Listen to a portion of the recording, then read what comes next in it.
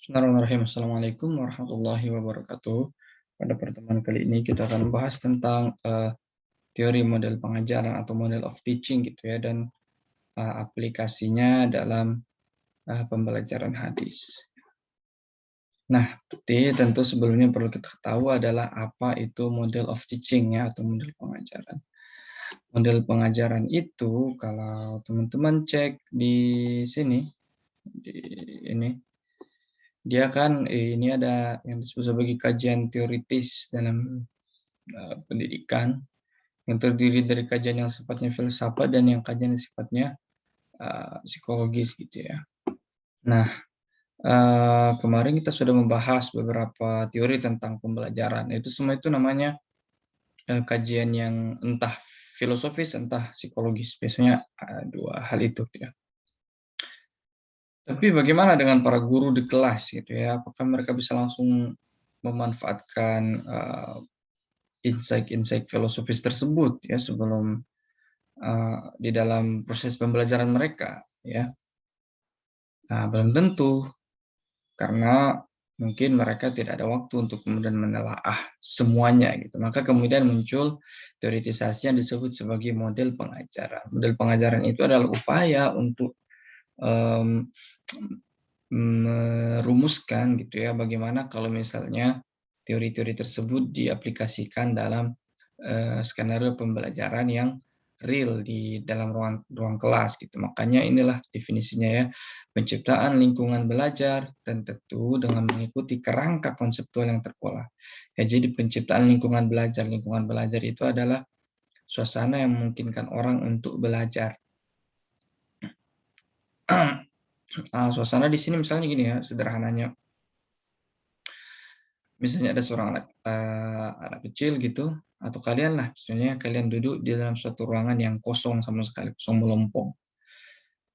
Mungkin kalian bisa belajar sesuatu di situ, tapi kalau misalnya dalam ruangan yang kosong itu kemudian dipasang sebuah poster yang ada tulisan, dan tulisan itu berisi informasi gitu, maka secara tidak langsung ya itu adalah suasana yang memungkinkan kalian belajar, karena kalian mungkin akan membaca tulisan itu dan merupakan ilmu baru, terjadi perubahan dalam diri kalian, disebut sebagai belajar kan.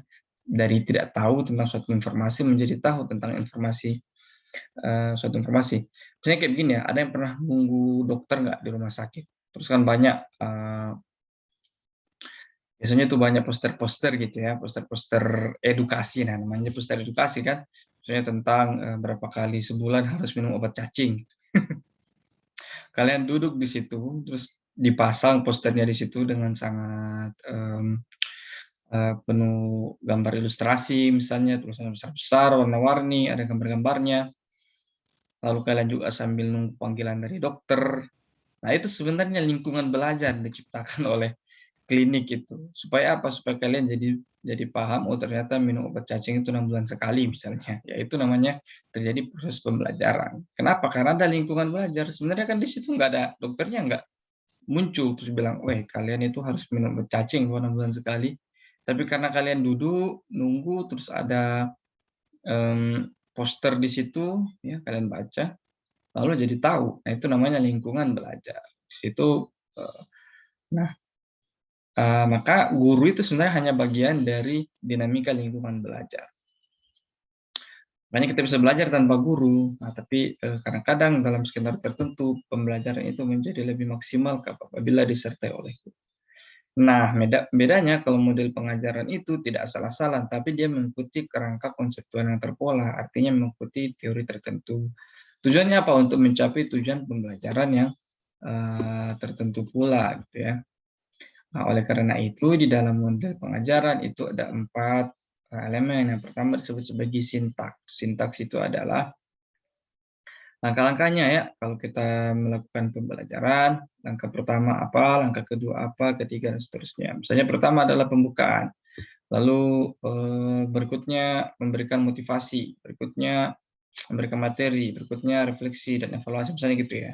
Macam-macam, tergantung modelnya. Ada social system itu misalnya kelasnya dibikin seperti apa biar terjadi pembelajaran itu. Kemudian misalnya model yang dipakai adalah model diskusi. Nah, tentu saja sosial sistemnya harus dibuat supaya orang saling berinteraksi. Bangkunya misalnya dibikin berkelompok, gitu kan.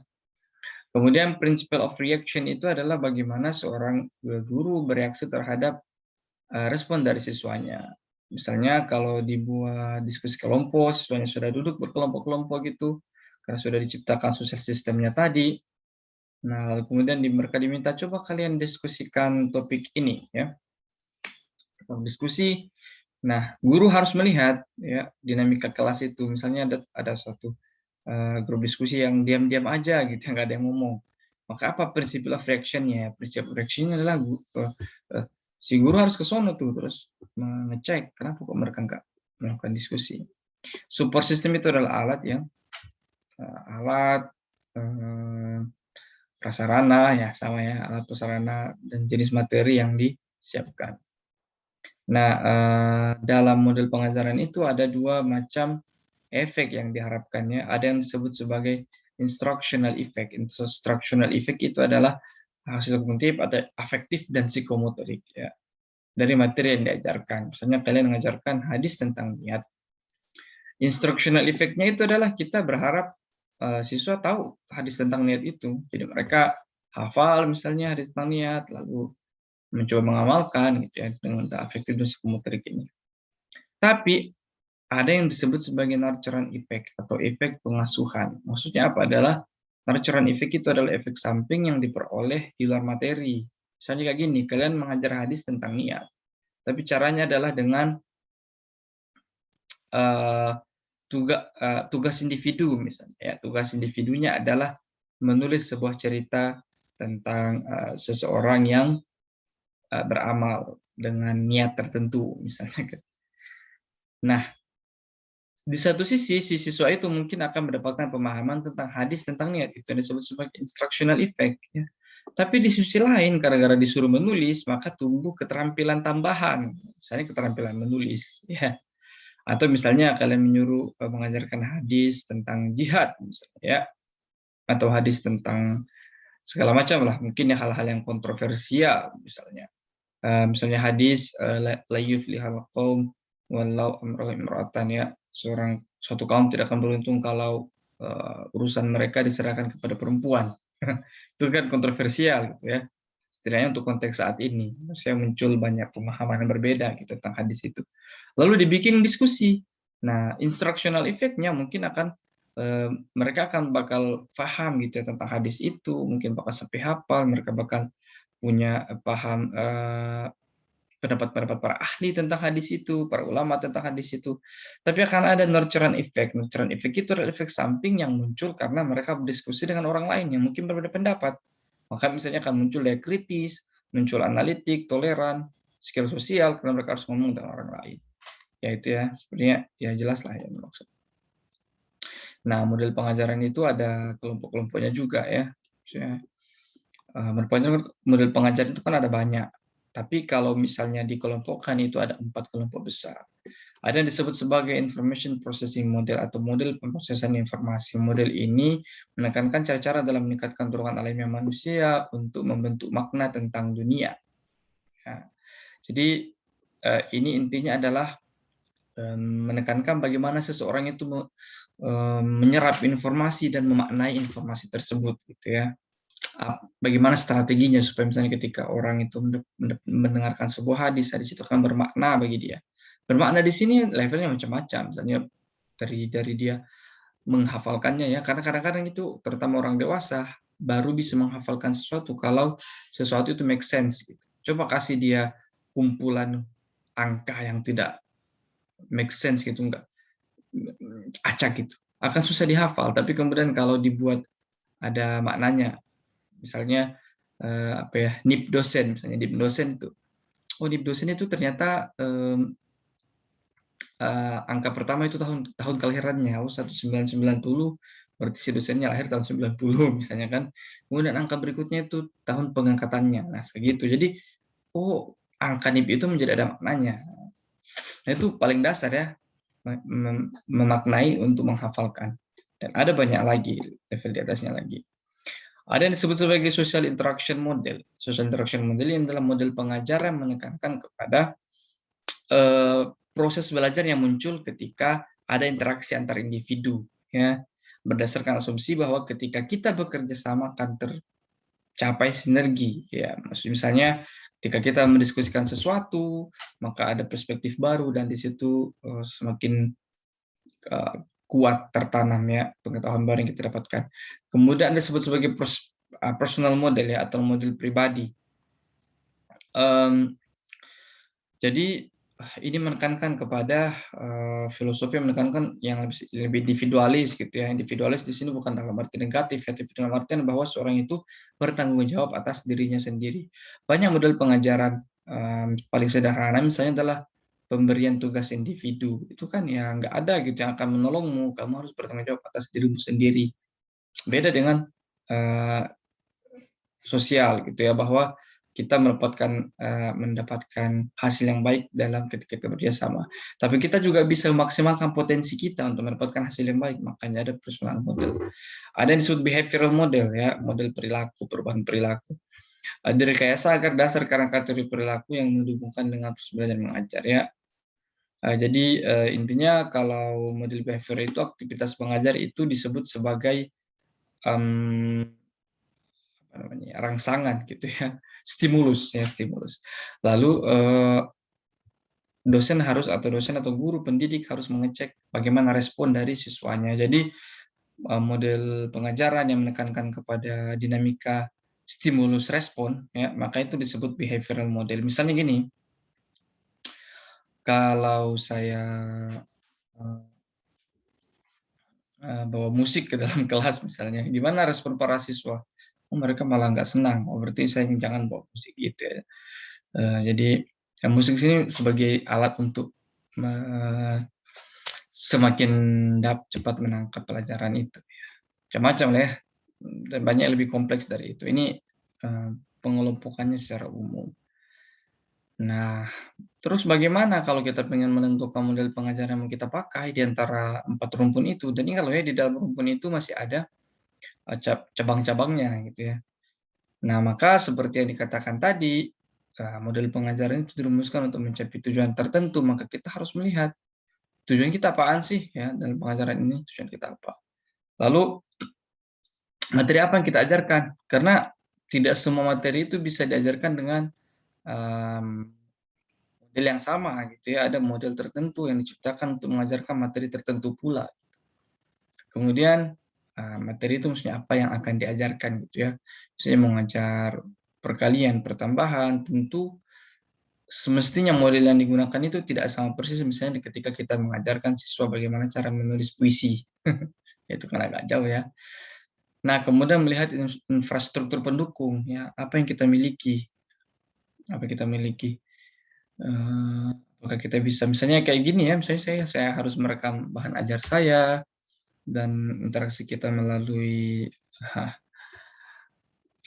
media seperti WhatsApp dan Google Classroom, karena saat ini infrastruktur pendukung di mana saya dan teman-teman memiliki akses penuh, ya, baru memungkinkan hal seperti itu. Kemudian mempertimbangkan kemampuan guru, ya, iyalah, ya. Kemampuan gurunya seperti apa, kalau dia nggak mampu melaksanakan model itu, nanti malah kontraproduktif, ya. Nah, lalu bagaimana dengan hadis? Nah, kalau kita mengajar hadis itu apa, ya? Gimana cara kita ngecek model seperti apa yang bisa kita pakai? Nah, ada beberapa cara untuk melihat ini kan tadi, ya. Jadi kita lihat tujuan pengajarannya. Nah, tujuan pengajaran hadis itu ya tergantung dulu. Nah, mau lihat dari segi mananya, ya.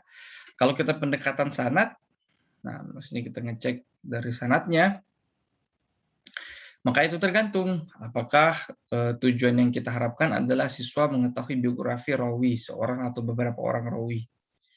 Maka itu tentu beda lagi kalau kita tujuannya adalah untuk mengetahui ada at-tahammul gitu, ya, ada at-tahammul gitu, ya. Ada at-tahammul ini maksudnya proses transmisi hadis itu melalui apa? Apakah melalui kitab, melalui sama, melalui ijazah dan seterusnya. Itu hal yang beda lagi. Atau kita ingin mengajarkan jarh wa ta'dil, ya, supaya siswa tahu ulama perawi ini tuh mendapat jarh dari ulama ini dan dapat takdil dari ulama ini, lalu konsekuensinya apa?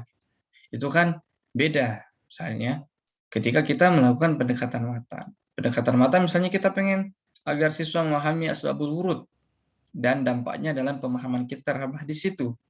Misalnya hadis tentang kepemimpinan perempuan tadi ya, salah satu riwayat asbabul wurudnya kan misalnya setidaknya yang disampaikan oleh Al-Qaradawi ini ternyata itu terkait dengan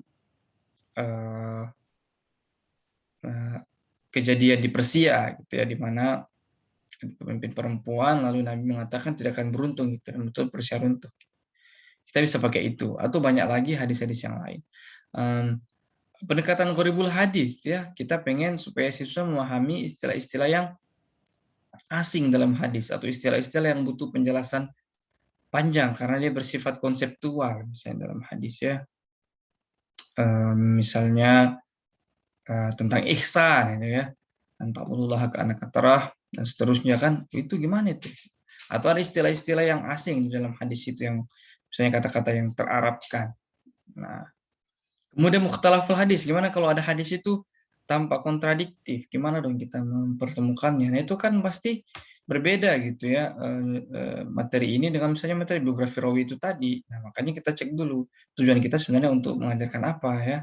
Apakah kita mengajarkan pendekatan sanad itu ada di bawahnya lagi macam-macam ini, apakah pendekatan matan, atau bahkan mungkin kontekstualisasi atau living hadis gitu ya, maksudnya kontekstualisasi itu, misalnya ada hadis tadi ya tentang kaum tidak akan beruntung kalau dipimpin perempuan. Terus gimana kita mau kontekstualisasikannya untuk zaman ini gitu ya.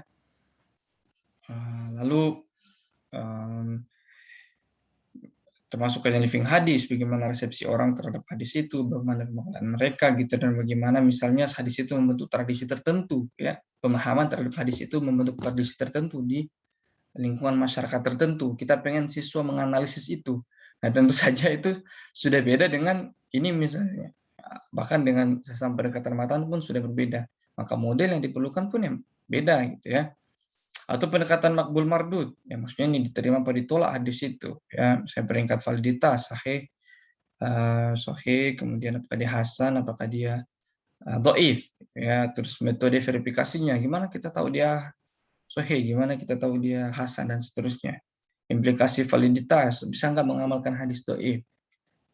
Nah, ini kan ketika kita mengajarkan hal-hal itu tujuannya menjadi berbeda ya. Meskipun sama-sama namanya mengajarkan hadis, tergantung dulu pendekatan apa yang kita gunakan ketika mengajarkan hadis itu, dan pendekatan itu kemudian akan menentukan tujuan, lalu tujuan itu akan menentukan model seperti apa yang kita gunakan dalam pembelajaran itu. Nah, nanti kita akan bahas lebih jauh ya tentang taksonomi Bloom ini ya, tapi ini salah satu cara untuk melihat peringkatan tujuan pembelajaran gitu ya.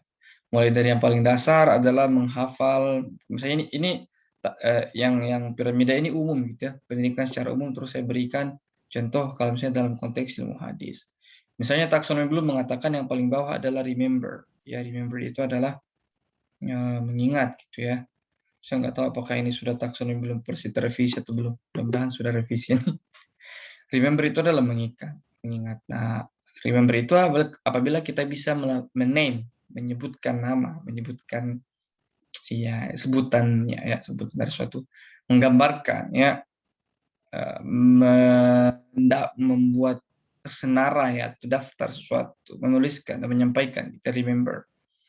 Kalau dalam konteks ilmu hadis, misalnya ya menghafalkan hadis, sanad, kayak matanya, kayak riwayat rijal dan seterusnya. Kemudian di atas menghafal ada understand, memahami makna atau validitas hadis. Makna itu matan, berarti validitas itu sanad gitu ya. Nah, di sini kita misalnya pengen siswa untuk compare, discuss, jadi dia bisa membandingkan gitu ya makna dari dua hadis ya atau lebih, atau membandingkan makna hadis dengan Al-Qur'an. Dan seterusnya sampai ke atas, nanti kita akan ngecek di ketika kita berbicara tentang living hadis gitu ya. Bukan living hadis, ketika kita bicara tentang merumuskan tujuan pembelajaran. Nah, ini nih contohnya nih ya, langsung contoh saja. Misalnya ingin yang saya pakai adalah pendekatan matan, gitu ya. Maksudnya yang ingin saya ajarkan adalah matan dari hadis itu. Nah, matan itu mau diapain? Apakah mau dipahami apa diapa? Ternyata tujuannya cuma menghafalkan saja. Ya, jadi mengajarkan matan, tujuannya menghafalkan matan saja. Ya, jadi nggak sampai dianalisis, nggak sampai gharibul hadisnya, nggak sampai mukhtalaful hadisnya dan seterusnya, tapi cukup menghafalkannya saja. Susah ya, tapi ya cukup menghafalkan saja. Nah, jadi kan spesifik tuh, jadi pendekatannya matan, tujuannya menghafalkan. Nah, menghafalkan itu ya model yang paling pas adalah model information processing. Nah, itu kan tadi saya bilang ya, information processing model itu hanya keluarganya, di bawahnya itu ada atau apa kelompoknya ya, kelompok information processing. Nah, kelompok information processing itu di dalamnya misalnya ada yang disebut sebagai model mnemonic, ada disebut sebagai chunking. Ini enggak ada yang gini chunk sebenarnya. Ya biarlah. Nah, apa mnemonic dan chunking itu? Nah, nanti kita lihat lah ya. Ini sederhana saja ya. Kemudian misalnya materinya adalah ini. Materinya ini adalah hadis ambil dari Arba'in An-Nawawiyah. Hadis berapa ini lupa ya, tapi yang penting dia Sahih Bukhari Muslim. Bismillahirrahmanirrahim. An Abi Hurairah Abdurrahman bin Sukhrin radhiyallahu anhu. Radhiyallahu ta'ala anhu qala sami'tu Rasulullah sallallahu alaihi wasallam yaqul ma nahitukum anhu fajtanibuhu wa ma amartukum bihi fa'tu minhu mastata'tum. Fa inna ma ahlakal ladina min qablikum kathratu masailihim wa ikhtilafuhum 'alal anbiya'ihim. Rawahu Bukhari wa Muslim. Nah, ini yang pengen saya ajarkan. Mau diapain? Pengen supaya peserta ajarnya itu dalam tanda kurung muridnya itu menghafalkan. Nah, gimana caranya ya? Bisa kita coba pakai teori chunking. Nah, teori chunking itu apa sih? Ya, teori chunking itu adalah membagikan informasi ke dalam 4 kelompok. Kenapa? Karena menurut teori chunking ini di chunking itu sebenarnya artinya adalah mengelompok-kelompokkan, gitu ya. Membagi-bagi dalam kelompok. Nah, menurut neuroscience, ilmu tentang otak manusia, otak kita itu hanya short term memory ya. Short term memory itu yang kita gunakan kalau pertama kali menghafalkan sesuatu. Itu hanya mampu menerima informasi dalam 4 kelompok ya, atau lebih apa namanya? Lebih efektif memproses informasi apabila dikelompokkan. Nah, kelompok maksimal itu ada 4 kelompok informasi itu. Ya, sederhananya kayak begini deh. Ya. Misalnya saya suruh kalian hafal ini ya 190 suruh hafal langsung. Nah, ini kan kayak seperti disuruh untuk menghabiskan nasi 1 piring gitu ya. Langsung sekali suap. Wah, susah itu. Maka kemudian nasi 1 piring itu harus kita potong-potong. Nah, menurut neuroscience, cara memotong-motong itu kalau mau paling cepat dihafal itu adalah memotongnya menjadi 4 kelompok. Gitu ya. Maka misalnya ini saya potong menjadi 4 kelompok informasi nih, menjadi lebih mudah dihafal kan. 1990 ini kayak menghafalin nomor HP kan 1990 06 19 20 20 121 09. Nah, dihafal lah 1990 06 19 20 20 121 009. Nah, dihafalnya satu-satu ya. Jadi kita ini dulu nih, habis itu ini, habis itu ke sini lalu disatukan. Misalnya 1990, 1990, sudah dapat tuh. Kemudian berikutnya 06 19, 06 19, 06 19, 06 19. Berarti 1990, 06 19. Nah, 20 20. 20 20. Sebenarnya 1990, 06 19, 20 20, 121 009. Nah, ini ya jadi kelompokkan. Daripada 1990 ini kan banyak banget ya, dihafal lalu disatukan jadi 4. Nah, kalau misalnya kita coba praktekkan kepada hadis itu ya, nah, hadisnya kemudian kita bagi menjadi 2 dulu ya, karena kan panjang, lalu 2 potongan itu kita bagi menjadi 4 supaya gampang dihafal. Nah, misalnya ma nahaitukum anhu, fajtanibuh. Ma nahaitukum anhu fajtanibuh. Wa ma amartukum bihi fa'tu minhu. Wa ma amartukum bihi fa'tu minhu, gitu ya. Jadi disuruh menghafalkannya dengan memotong-motongnya menjadi 4 informasi gitu. Nah, ini chunking namanya ya. Jadi informasinya dibagi-bagi menjadi 4. Nah, kalian bisa suruh hafal-hafal lah ini. Diulang-ulangi gitu, tapi dipotong-potong menjadi 4 begini ya, daripada langsung suatu hadis. Nah, jadi dipotong-potong. Nah,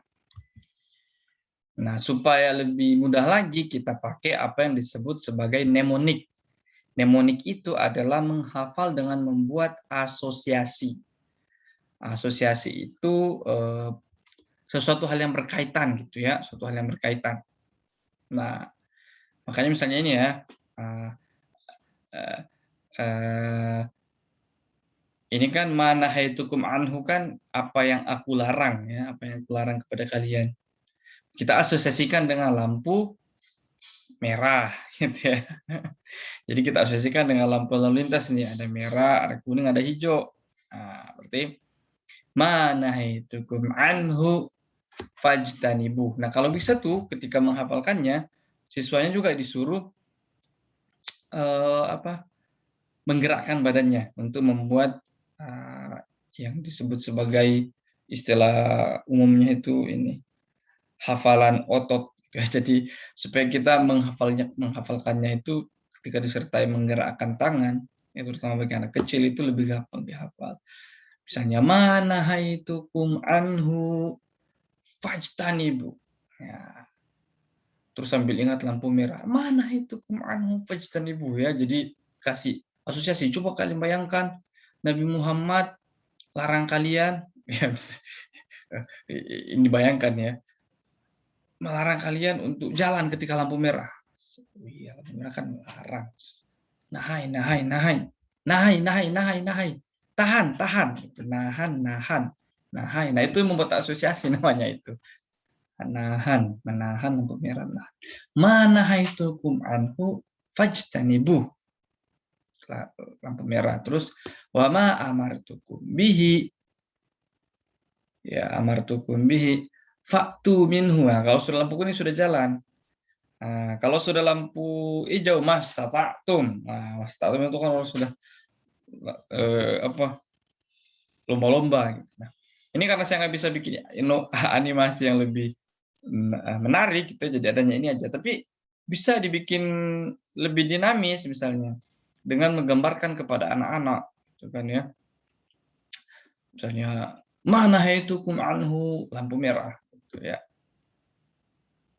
Fajtanibuh. Nah, misalnya suruh, misalnya biar lebih dinamis lagi kelasnya, anaknya disuruh berdiri semua terus suruh jalan. Ya. Kalau dia bilang mana haitukum anhu, nah semua anak berhenti gitu sambil teriak fajtanibuh. Nah, lalu kemudian wama amartukum bihi, misalnya gurunya bilang gitu ya, wama amartukum bihi, terus muridnya bilang wama amartukum bihi, jalan nih, amartukum bihi sudah bisa jalan, sambil mereka ngomong fa'tu minhu, terus nah kalau mas tata'atu bisa lari sambil lari, kayak gitu ya. Jadi membuat asosiasi entah itu dengan gambaran memori atau dengan gerakan. Nah itu namanya model menghafal dengan mnemonik dan saya lupa istilahnya gitu, tapi dengan menyertakan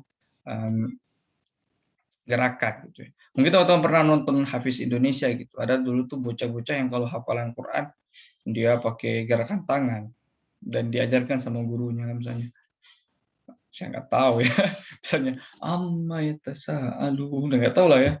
Pokoknya mereka menyepakati ya, mereka menyepakati gerakan seperti apa. Nah, kita juga bisa menyepakati ya, jadi mana itu lampu merah. Ya. Semua orang fajtanibu ya. Wa amartukum bihi itu amartukum bihi lampu kuning bisa jalan gitu. Fa'tu minhu.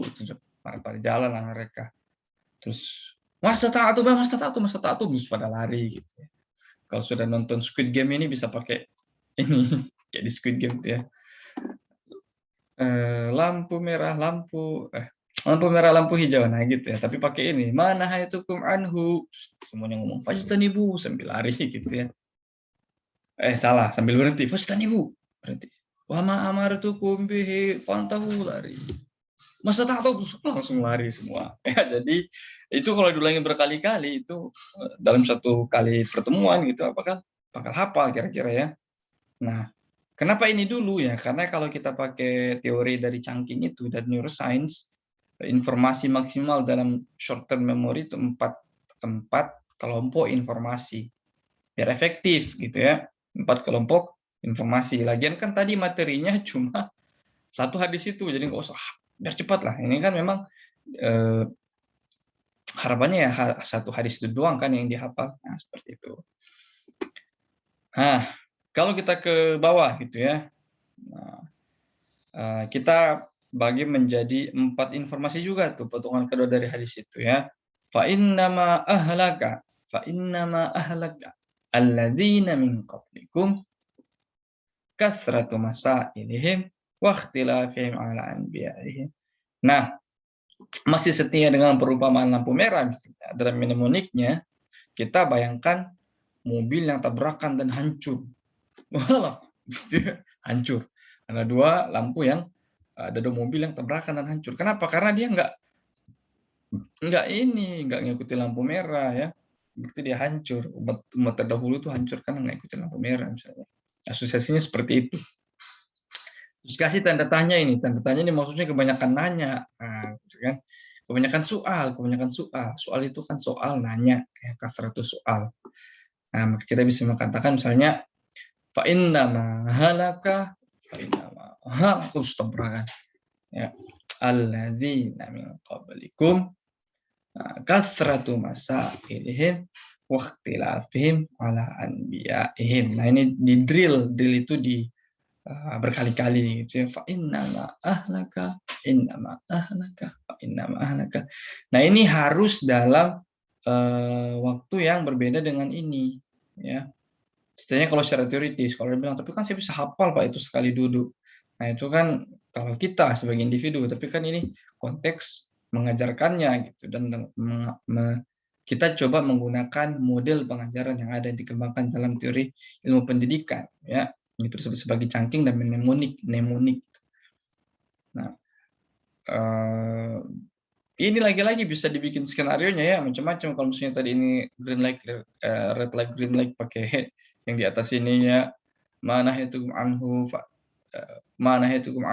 fajtanibu wa ma amartukum bihi fa'tu minhu mastata'tum. Nah, yang di bawah ini kita bayangkannya orang tabrakan. Fa inna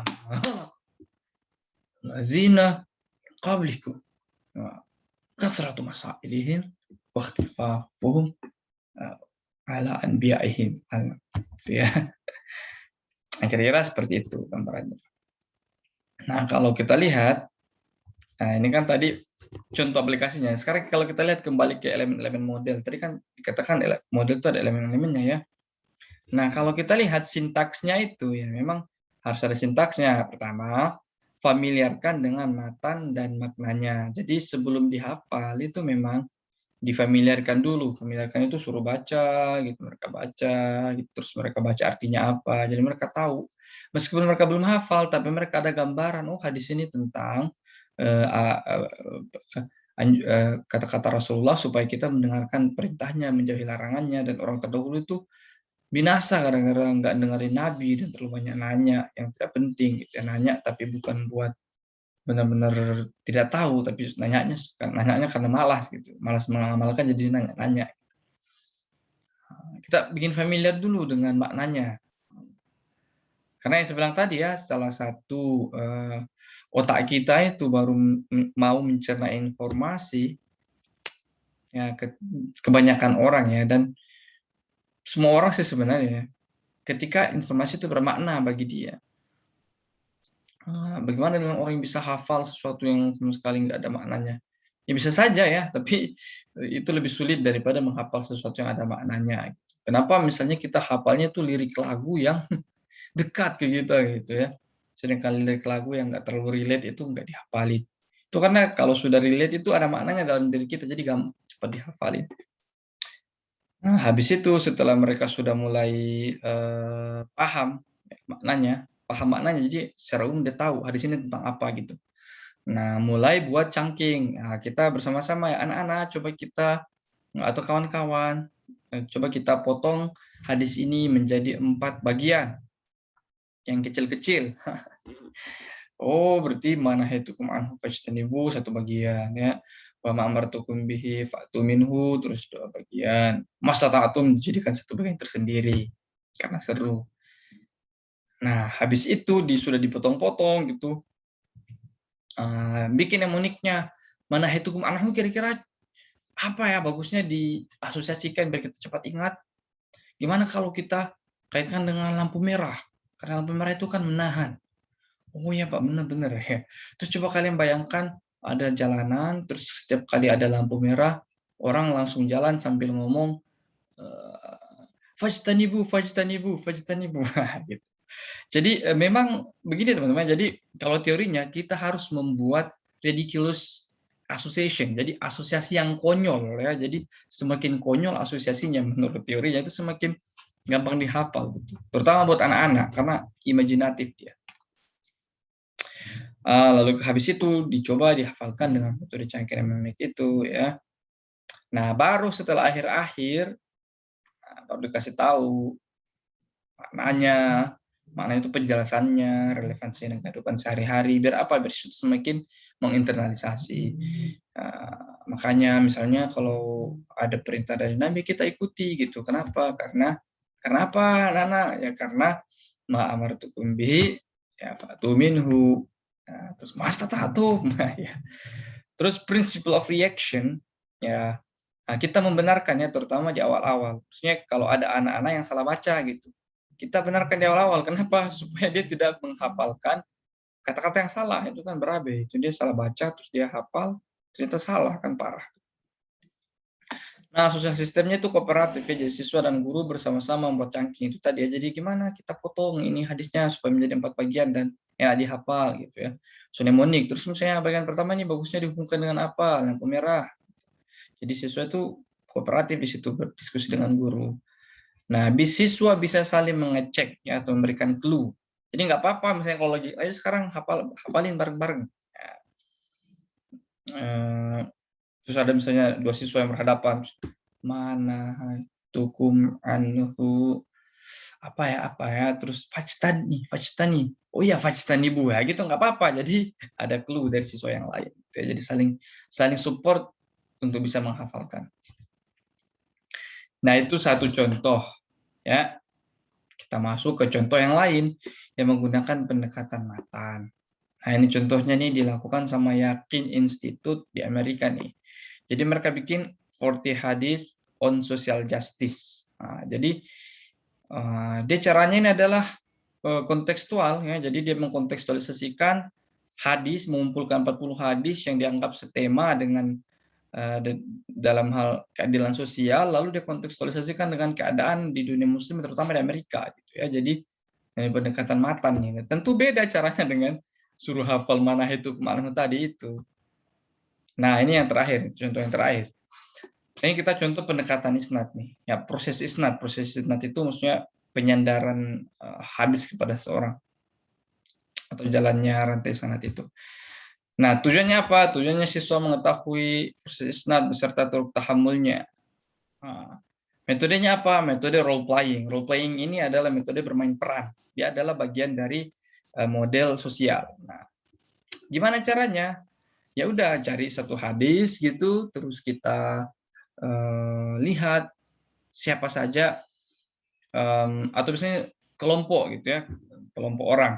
Ya, kelompok siswanya di berkelompok 2 atau 3 kelompok gitu, tergantung berapa banyak siswanya. Lalu kemudian ada hadis. Nah, kita lihat hadis itu kan ada sanadnya. Nah, ini kan kita mengajarkan sanadnya. Kita mengesampingkan matan dulu, orang ini pendekatan sanad. Tapi bisa mungkin dengan hadis yang lain tadi ya. Tadi kan cuma disebutkan dari Abu Hurairah ya. Setelah Abu Hurairah sampai kemudian ke Bukhari dan Muslim itu kan banyak orang tuh. Nah, ini makanya ada gambarnya nih. Ya. Nah, setiap anak itu diberi name tag. Name tag itu namanya begini. Misalnya ini ya.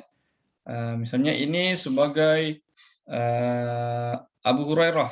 Nah, yang nggak ada yang sebagai nabi gitu ya, tapi ya saya mendengarkan dari nabi gitu ya. Lalu ini sebagai murid di bawahnya Abu Hurairah, lalu ini sebagai muridnya lagi, muridnya Abu Hurairah.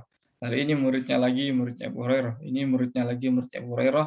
Lalu ini mungkin mengasih name tag dia sebagai Imam Muslim misalnya, atau Imam Bukhari. Nah, jadi, nah karena tujuannya adalah proses mengetahui proses isnad, ya misalnya dari murid Abu Hurairah ke Abu Hurairah, misalnya dari tabi'in yang mendengarkan dari Abu Hurairah ke Abu Hurairah itu, cek aja gimana, apakah dia bilang sami itu sama gitu, atau seperti apa gitu. Nah di situ kan makanya di situ dikasih dulu penjelasan yang tidak usah terlalu panjang lebar tentang turuk tahammul, atau mungkin karena awalnya kita sudah belajar tentang turuk tahammul, maka diasumsikan siswa sudah paham. Lalu ya ya sudah, makanya ini dia pura-pura mendengar hadis dari ini. Lalu ini bilang, saya dari Abu Hurairah, dari ini Rasul bersabda. Bisa dihilangkan matanya boleh, ya misalnya belum dihafal. Tapi kalau misalnya sudah dihafal, biar lebih seru, tambahkan aja sekalian matanya. Misalnya pertemuan sebelumnya itu ngapalin mana itu anhu, ya pertemuan berikutnya itu ngapalin sanatnya, gitu ya, sampai dari Abu Hurairah sampai Imam Bukhari, Imam Muslim misalnya, radhiyallahu anhum. Ini dia bilang, saya mendengarkan dari ini, dari ini, dari ini, hadisnya begini. Ini saya mendengarkan dari ini, dari ini, dari ini, dari ini, hadisnya begini. Nah, nanti caranya harus sesuai dengan turuk tahammulnya. Misalnya kalau dari sini ke sini itu apa namanya? Akhbarani, ya dia harus bilang akhbarani, yes, akhbarani, ya, akhbarani ini, an ini. Misalnya, sami itu dia harus sami itu. Haddatsani dia harus bilang haddatsani sesuai dengan teks di sanad hadis itu. Nah, jadi mereka jadi oh ya ini kalau ini dari sini dia bilangnya haddatsani, ini kalau ini dari sini dia bilangnya an doang. Kalau dari sini dia bilang sami itu. Nah, macam-macam kan. Nah, nanti itu role playing ya, jadi pura-puraan gitu, pura-pura. Lalu ini misalnya dia dan ini boleh serius, misalnya ini pura-pura dia betul, oh saya Imam Bukhari, saya akan menulis. Nah setelah itu siswa juga menceritakan dirinya. Nah, misalnya ini dia bilang, misalnya ini berperan sebagai Imam Bukhari, dia mengatakan, aku adalah Imam Al Bukhari, gitu ya, dan aku adalah seorang pencatat hadis yang paling masyhur. Buku yang aku tulis atau kitab yang aku tulis itu disebut sebagai buku paling sahih setelah Al-Qur'an, gitu ya. Sini oh aku adalah siapa gitu. Aku adalah murid dari Imam Bukhari. Salah. Aku adalah guru dari Imam Bukhari dan aku adalah orang yang thiqah loh. Dikasih tahu ke dia, oh, kamu thiqah. Oh ya. Jadi dibacakan kepada dia kan riwayatnya orang itu lalu dia pura-pura menjadi orang itu. Namanya role playing ya, pura-pura kan. Misalnya aku adalah ini fulan bin fulan. Aku adalah orang yang sikoh, hadis dariku dipercaya loh. Ini. Misalnya ada sebuah hadis, misalnya bukan yang tadi kan sahih ya. Misalnya ada hadis yang lemah misalnya kan. Jadi ketahuan di situ, siswa bakal ada gambaran. Misalnya ini, misalnya mungkin keterputusan hadisnya itu antara ini dengan ini. Kenapa? Karena mungkin ini diangkat sebagai seorang yang tidak sikoh, misalnya apa, dia kazab gitu, atau dajjal beberapa kan dinilai begitu ya. Atau munkirul hadis dan seterusnya lah, macam-macam. Dia bisa ngomong, saya adalah fulan bin fulan, saya disebut sebagai dajjal, saya disebut sebagai kadzab gitu dan seterusnya ya. Saya tidak siqah loh, gitu. Saya la ba'sa fi dan seterusnya, terserah ya. Makanya saya tadi hadisnya ya nggak begitu inilah, nggak begitu meyakinkan. Gitu. Oh, jadi siswa bakal ada gambaran tuh, ternyata hadis ini tuh dianggap tidak otentik gara-gara dari sini ke sini itu apa, si ininya nggak bisa dipercaya misalnya. Gitu ya namanya role playing. Jadi kita bisa pakai pendekatan ini. Nah, tentu pendekatan ini tidak semua materi bisa dipakai, tapi dia paling cocok untuk apa? Paling cocok untuk mempelajari tentang isnad dan turuk tahammul gitu ya. Kira-kira demikian, mudah-mudahan bisa dipahami gitu ya. Mudah-mudahan kita bisa mengajarkan hadis dengan memanfaatkan temuan-temuan terbaru dalam ilmu pendidikan gitu ya. Assalamualaikum warahmatullahi wabarakatuh.